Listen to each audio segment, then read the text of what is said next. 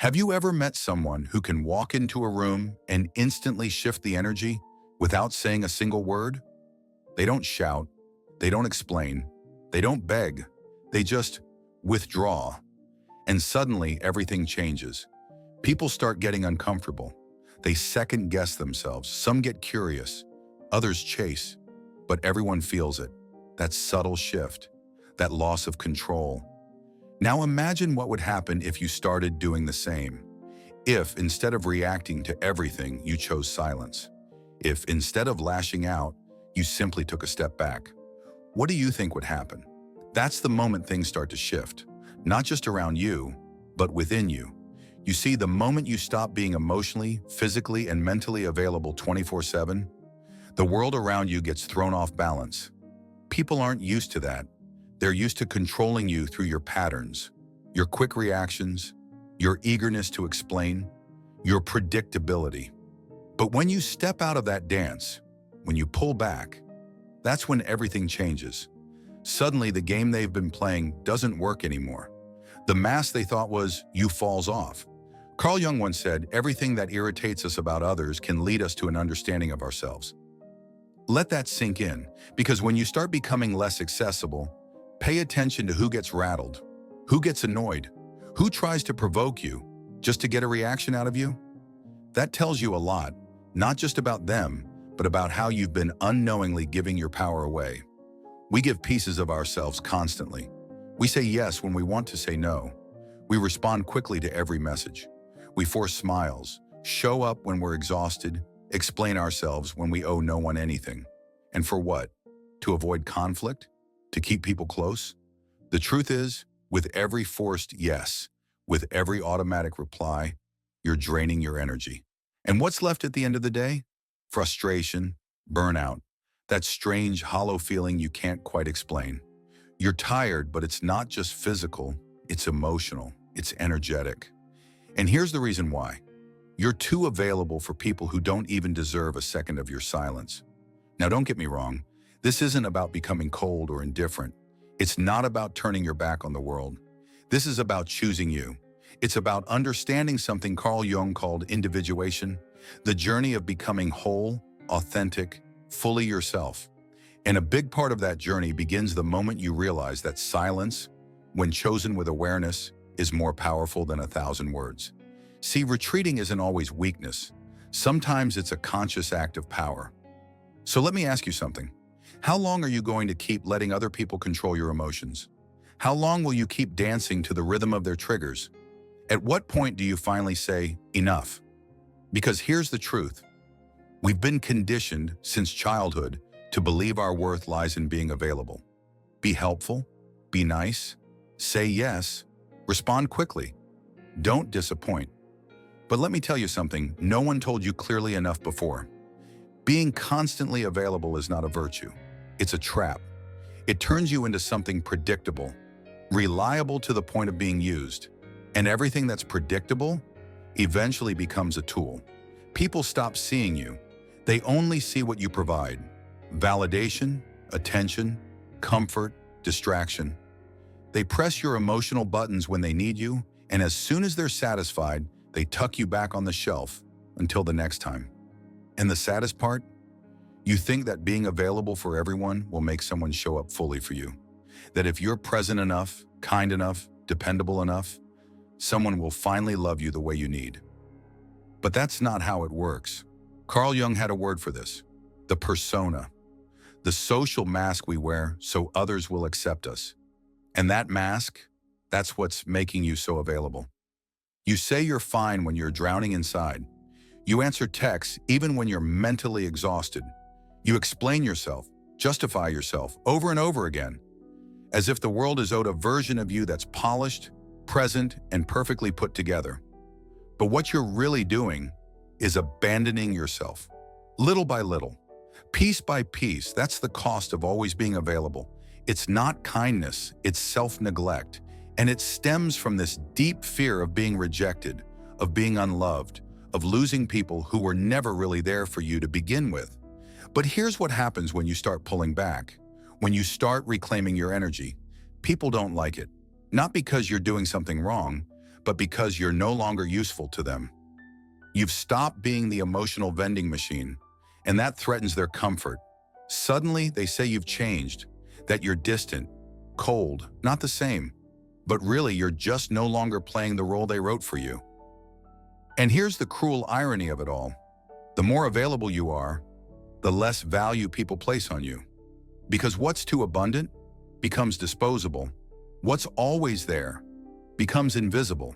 So pause, really pause, and ask yourself, who deserves your time? Who deserves your presence, your attention, your care? Better yet, who deserves your absence? Before you answer that, we need to look deeper. Why do we keep reacting? Why do we respond so quickly, so automatically? Why are we so addicted to being emotionally accessible? The answer lies in a concept Jung called psychic energy, and it's a game changer once you understand it. That's exactly what we're going to explore in the next part of this series. Because if you don't learn how to protect your energy, someone else will figure out how to use it. So let's go deeper into this idea of psychic energy, what Carl Jung believed to be the fuel of our inner lives. He didn't view the mind as some mechanical machine that just reacts without consequence. No, he saw it as a living system, an ecosystem of thoughts, emotions, desires, impulses, all drawing from the same limited resource, your psychic energy. Every thought you obsess over, it drains you. Every emotional reaction, it drains you. Every time you defend yourself, over-explain, jump to respond to a message, or prove your point in a pointless debate, that's energy. And the big question is, are you choosing where that energy goes? Or are you letting the world choose for you? Because when you don't choose consciously, trust me, someone else is already directing it for you. Think about this. You get criticized. Instead of letting it pass, you defend yourself. Even when it's not worth your breath. You get provoked. You argue back, even though you know the fight isn't going anywhere. You get invited into someone else's emotional chaos, and you walk in thinking you're being helpful. But you're not helping. You're hemorrhaging energy. And the person on the other side? They feel better. You feel worse. Carl Jung warned us, that which you resist persists. Let that sit with you. The more you react to nonsense, the more you bind yourself to it. And when your energy is scattered like that, guess what happens? You become drained. Not because you're weak, but because you're misdirected. Exhaustion isn't always a sign you're doing too much. Sometimes it's a sign that you're doing too much of the wrong things. And do you know who benefits the most from your scattered energy? Manipulative people, opportunists, energy leeches. They don't need to raise their voices. They don't need to threaten you. They just need to push your emotional buttons, the ones you've left exposed, and watch you dance. They know exactly how to trigger you. And once you react, you're caught in their game, on their terms. Jung had another insight. A healthy psyche is one that knows how to contain its energy, not in a bottled-up, repressed way, but in a deliberate, disciplined way. It means knowing how to say no without guilt. It means being okay with silence, even when people expect a reaction. It means taking a beat before responding, checking in with yourself instead of reacting from impulse. That's real power. That's inner leadership. And it only comes when you're self-aware enough to spot your own patterns. When you've done the work to recognize your triggers before they run the show. Let me ask you, how many nights have you lost sleep because of a conversation that didn't end well? How many hours have you wasted replaying what you should have said or wondering why someone treated you poorly? That's energy, gone, never coming back. You're feeding ghosts, keeping alive dynamics that only exist because you won't let go. Psychic energy, when protected, becomes a force field. You walk into a room and people can feel your presence, even if you don't say a word. But when that energy leaks through constant reactions, explanations, and emotional overexposure, you become invisible, fragile, easy to manipulate. And the world doesn't have mercy for the overly available. So what's the way forward? Start observing yourself. Notice the situations where your energy drains the fastest. Is it in conversations that go nowhere? Is it in people who always need something from you, but offer nothing back? Is it in that part of you that feels obligated to reply, explain, help, even when your body is screaming for rest? These are the exact places where your power is leaking. You don't need to become cold. You don't need to shut the world out, but you do need to become selective. Selective about where you show up and who gets access to you. Selective with your time, your energy, your attention. And here's where it gets even deeper. Carl Jung talked a lot about projection, how we throw parts of ourselves onto others without realizing it. But what most people miss is this. While others project onto you, you also become a canvas for those projections. The more emotionally accessible you are, the easier it is for people to cast their stories onto you, to make you play roles in their personal dramas. You become the fixer, the helper, the one who understands. But that's not who you are. That's just the version of you they need to feel better. Think about that friend who only texts you when their life's in chaos, the partner who only praises you when you're solving their problems, the boss who only acknowledges you when you're stretching yourself too thin. They're not connecting with you. They're connecting with the function you serve. And why do we accept that role? Because we're scared. Scared of being rejected, scared of not being loved, scared of disappointing someone. So we keep reacting. We keep showing up. We keep saying yes. But the most powerful manipulation doesn't come through shouting. It comes through silence. The silence of guilt. That inner whisper saying, you should help, you should respond, you should be available, even if it tears you apart inside. But here's the thing. Manipulators don't have to control you. They just need you to keep reacting the same way. As long as you do, they win. But the moment you stop reacting, when you pause, say no, stay silent, or step back, the illusion breaks. The mask they put on you falls away. And suddenly, they don't know who you are anymore. And that's terrifying for them. Because now, they're faced with a version of you they can't predict or control. And worse, they're forced to face themselves. Your unavailability becomes a mirror, one that shows them their own noise, their own emptiness. And what do? They lash out, they criticize, they guilt trip. Not because you did something wrong, but because you stopped feeding their comfort. Carl Jung put it best. We do not become enlightened by imagining figures of light, but by making the darkness conscious. When you stop reacting, when you break the emotional loop, you force the other person to meet their shadow. And not everyone is ready for that. So now it's your turn to ask, are you willing to be misunderstood, rejected, even attacked for choosing yourself? Are you ready to feel that initial discomfort, the silence, the awkward tension that comes when you stop overgiving? Because that's where your real transformation begins. And in the next part, we're going to talk about one of the most misunderstood forces in the human psyche, silence. Not the kind that avoids, but the kind that transforms, the kind that reclaims your power. Let's talk about silence, not the passive kind, not the silence that comes from giving up or walking away. I'm talking about conscious, strategic, deeply grounded silence. The kind of silence that doesn't mean absence, it means presence.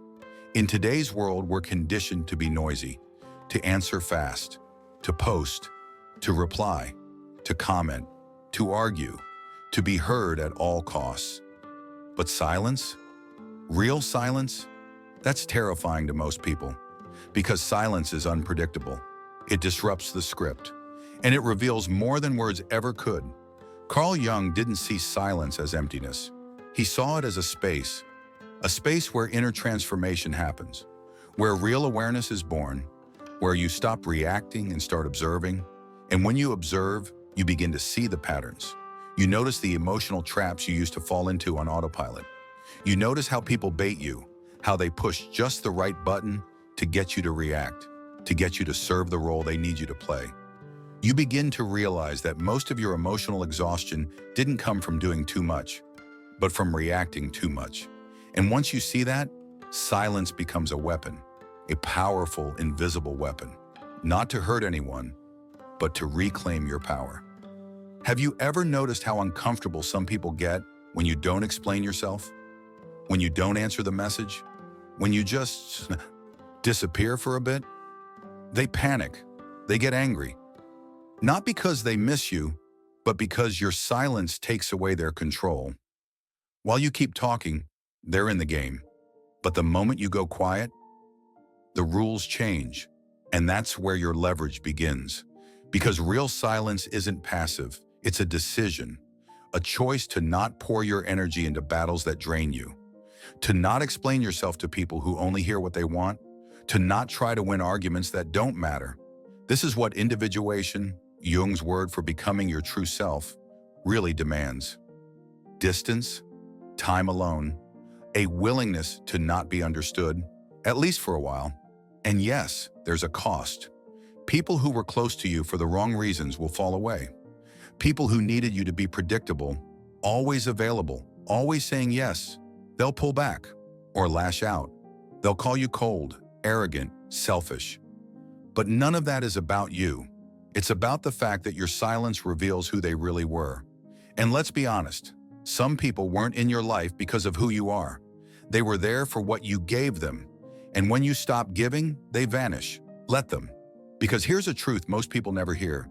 The more you mature, the more selective you become with your words. Why? Because words are energy, and not everyone deserves access to your energy. Not everyone deserves your inner world, your thoughts, your presence, your explanations. So if silence feels uncomfortable, good. That means you're growing. You're disrupting old patterns. You're no longer feeding emotional systems that never served you. And here's the secret. Silence isn't just for the outside world, it's for you. It's how you hear yourself again. It's how you remember who you are, without all the noise of expectations and emotional debts. And that silence, it starts rebuilding you from the inside. It gives you clarity, it gives you peace, and most importantly, it gives you you. You stop being a mirror for everyone else's projections. You stop living in reaction mode. You start becoming intentional, sovereign, whole. And suddenly that emptiness you once feared, it becomes spacious, sacred. You start to feel full, not because someone filled you up, but because you stop leaking energy everywhere. Your presence gets sharper, more powerful, and you don't have to announce it. People feel it. The way you walk in a room, the way you look at someone, the way you choose not to engage, that's power. That's what changes dynamics without a single word spoken. But this isn't easy, because silence will test you. It will bring up all your fears. Fear of being forgotten, fear of being disliked, fear of being seen as selfish, and most of all, the fear of losing people you were never supposed to keep. But you need to sit with that, breathe through it, because that discomfort, that's what growth feels like. And here's the twist. The more you practice intentional silence, the more you realize that many of your relationships were built on noise, on distraction, on emotional obligation. And when the noise fades, only truth remains. Truth about who you are, truth about who really values you, truth about who only liked you when you were easy to use. And this truth, it's liberating. Because once you taste the clarity that comes from silence, you'll never want to go back. You'll never again feel the need to explain your every move. You'll stop justifying your peace. You'll stop apologizing for stepping back. Because here's the thing, your silence explains itself. And those who are threatened by it, they were never really there for you. They were there for the version of you that didn't protect their peace. Let them go. Let the criticism come. Let the misunderstandings happen. You are not here to be understood by everyone. You are not here to play a role in everyone's emotional drama. You are here to live your truth. And sometimes the most honest thing you can say is nothing. Because when you stop explaining, stop proving, stop overgiving, what's left is presence. Not everyone will like it, but the people who matter, the ones who really see you, they'll respect it. And more importantly, you'll respect yourself. In the next part, we'll talk about how to go beyond just silence. We'll explore how to consciously manage your energy, how to protect it, where to direct it, and how to finally break free from the emotional habits that have kept you small. Because it's not enough to just go quiet. You have to choose where your soul gets invested. That's where the next level of your personal power begins. Now that you've started to step back, now that you're tasting the calm that comes with intentional silence, let's talk about what comes next. Because silence alone isn't the goal. It's the doorway. The real journey is about becoming selective with your soul. Your time, your attention, your emotions. These aren't unlimited. They're sacred. and you need to start treating them that way. There's no point in understanding all of this intellectually if, in real life, you keep doing the same things. If you still say yes when your gut says no. If you still reply to every message, even when it makes your chest tighten. If you keep holding on to relationships just because they're familiar. Awareness without action? That's just another form of self-deception. Real transformation begins when you choose, intentionally, unapologetically, to become selective. Not to hurt anyone, but to honor yourself. That's what conscious unavailability is all about. It's not coldness. It's not arrogance. It's not shutting the world out. It's you saying, I no longer make myself accessible to everything at all times for any reason. You're taking back your energy, and it starts with small, quiet actions. You don't respond immediately. You breathe before reacting. You leave a conversation before it pulls you into chaos. You turn off your phone without guilt. You say, not today. You say, I'm not interested. You say, I won't get involved. And here's the key. You don't explain. You don't justify your absence. You don't offer disclaimers for your silence. You owe no one an explanation for protecting your own peace. And yes, for some people, that will be unforgivable. Because the moment you stop explaining, you break their ability to keep you in their emotional storyline. You're no longer the fixer. You're no longer the emotionally available one. You're no longer the person they can guilt, manipulate, or lean on without giving back. Carl Jung understood something powerful about this moment. He believed that every path of individuation, every journey toward becoming your true self, goes through a phase of isolation. But this isn't depressive isolation. It's sacred isolation. It's the space where you retreat, not to escape the world, but to reconnect with you. You begin to hear your own voice again. Not the voice that wants to be liked, not the voice that feels obligated, but the voice of your truth, your boundaries, your needs. And once that voice gets strong, the rest of the noise starts to fade. Want to know how to measure your growth? Watch who distances themselves from you when you become more reserved. Watch who tries to provoke you when you stop reacting. Watch who accuses you of changing when you start protecting your peace. Those reactions, they're not signs that you're wrong. They're proof that you're growing. Because growth doesn't just change how you feel, it changes how the world responds to you. And yes, this growth will come with pain. Being unavailable isn't always comfortable. At first, you'll feel guilty. You'll wonder if you're being selfish. You'll hear people say, you're too distant now, or that you've changed. And they're right, you have changed. Because you're finally putting yourself first. And that's uncomfortable. Not just for you, but for everyone who benefited from the old version of you. The version that never said no. The version that was always one message away. The version that tried so hard to keep peace, even at the cost of inner chaos. You're deconstructing that identity now. You're choosing conscious unavailability, and in doing so, you're stepping into something radical. Self-determination. You're choosing when to speak and when not to. You're choosing when to show up and when to walk away. You're choosing how your energy is spent, and that choice, that's power. When you say no to the world, you say yes to yourself. When you walk away from toxic environments, you declare, my peace is worth more than pretending this connection is real. And when you stop explaining yourself, you start to be respected. Not by everyone, but by those who actually matter. Because not everyone is ready for the kind of presence you're now bringing. Your absence reveals the truth. It exposes the wounds in others they never wanted to face. It reveals how much they relied on your emotional chaos to feel in control. And that brings the rupture, the silence, the distance. You will lose people. You will outgrow places. You will say goodbye to versions of yourself that you've clung to for years. And yes, it will feel like death at first, but it's not the end, it's the beginning. Because after the rupture comes the rebirth. After the silence comes the clarity.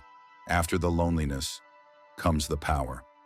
Carl Jung believed that the loneliness of the strong is not a weakness. It's a rite of passage, a path toward real freedom. When you stop being available to everyone, you finally become available to yourself. And in that space, free from distraction, free from guilt, free from needing to prove your worth, you meet your real self. The one who doesn't beg for love, the one who doesn't hustle for validation, the one who doesn't fear being alone, because solitude has become sacred. This is where your real life begins. You stop surviving on emotional crumbs. You stop mistaking noise for love. You stop chasing the next person, the next message, the next apology, and instead, you rest, you breathe, you become whole. So if you've made it this far, it's not by accident. Something in you is already ready. Something in you has already chosen peace. And now I want to ask you directly, are you ready to be misunderstood? Are you ready to be rejected? Are you willing to be hated in the name of your inner freedom? Because that's the real price of self-love. It's not comfort, it's courage. And if you are, if this message spoke to something deep inside you, write it in the comments right now. I choose my peace. Let's see how many of us are stepping into this new chapter together. Because this isn't the end of your story. It's the start of a powerful, quiet, deeply authentic new era. And I'll see you in the next video.